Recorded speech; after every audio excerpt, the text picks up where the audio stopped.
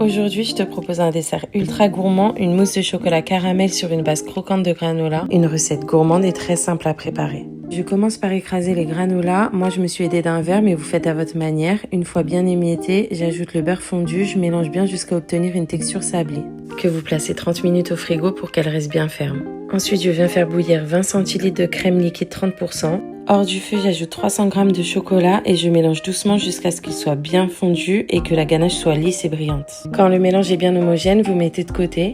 À cette étape, je monte 40 cl de crème liquide bien froide en chantilly avec 3 cuillères à soupe de sucre glace. Et quand la chantilly est bien ferme, j'incorpore la ganache au chocolat en 3 fois délicatement pour garder toute la légèreté de la mousse. Il est important à cette étape de prendre le temps pour éviter que la mousse retombe. Plus tu vas y aller doucement, plus la mousse restera aérienne et légère. Je verse ensuite ma base granola dans le fond du plat, je tasse bien, puis j'ajoute une belle couche de caramel. J'ai utilisé du caramel industriel, mais vous pouvez le faire maison, il n'y a aucun problème. Vous l'étalez bien sur toute la surface et par-dessus, je viens ajouter ma mousse au chocolat. Je viens lisser ma mousse à l'aide d'une spatule.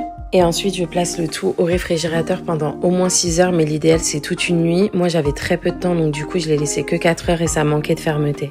C'est un dessert que j'ai l'habitude de faire et vraiment, quand la mousse est bien ferme, c'est excellent.